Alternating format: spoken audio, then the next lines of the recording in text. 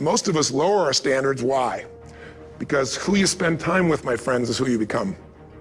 One of the biggest reasons I started going to seminars when I was like 17 is I had nobody around me as a great role model. I could read about somebody, but being around people, being in that environment was very different. Finding a way to go to work with someone who lived that standard of life was very different. Once you break through, then it just becomes a game. The people that are getting your products have not yet broken through in most cases. The breakthrough happens by conditioning your mind every day, by feeding it a role model or story. It's putting yourself in a peak state where you follow through by getting physically strong. It's creating a little ritual of doing a little bit each day, and then you get momentum. But the most important thing of all is what we started out with. I believe that life is about leadership and being truthful to yourself. And so I believe, number one, that the mandate for any great relationship and the mandate for anybody to lead their own life and not be a follower is you got to see things as they are, but not worse than they are. 80% of success in life, 80% of achievement in business, 80% of almost anything that matters in your life is psychology, and 20% is mechanics. And I'm here to tell you there's two things that control everything in your life.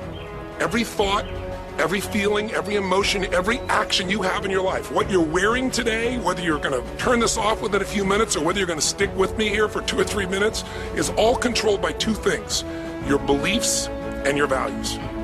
Whatever you believe, if you think life is just a waste of time, doesn't matter what you do, or you're big boned, then obviously you're not going to go for it. You're not going to try to lose weight. You're not going to go push for that next level. Beliefs control us, but so do our values. Some people, value just kicking back. Some people value making it happen. Some people value their family the most. Some people value love. But you know what the real challenge is? We have values in conflict.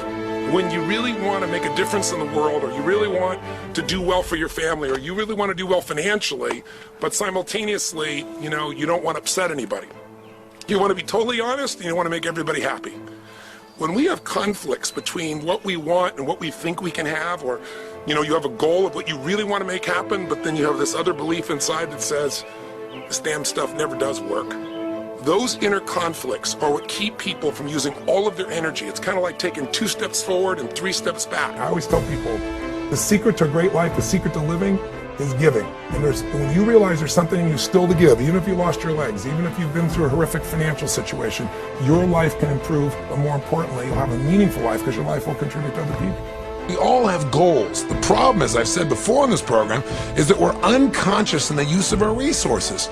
Most people's goals are to, quote, pay the lousy bills, or to get by, or to survive, or get out of debt, or make it through the day, make the relationship a little better, get a better job. In short, they're caught up in the trap of making a living rather than designing a life.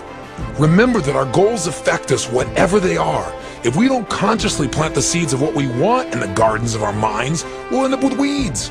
If we want to discover the unlimited possibilities within us, we must find a goal big enough and grand enough to challenge us to push beyond our limits and discover our true potential. Remember that your current conditions do not reflect your ultimate potential, but rather the size and the quality of the goals upon which you're currently focusing. We all must discover or create a magnificent obsession. Whenever you look at somebody and say, why are they more successful than anybody else? It's always because of step one, they've raised their standard.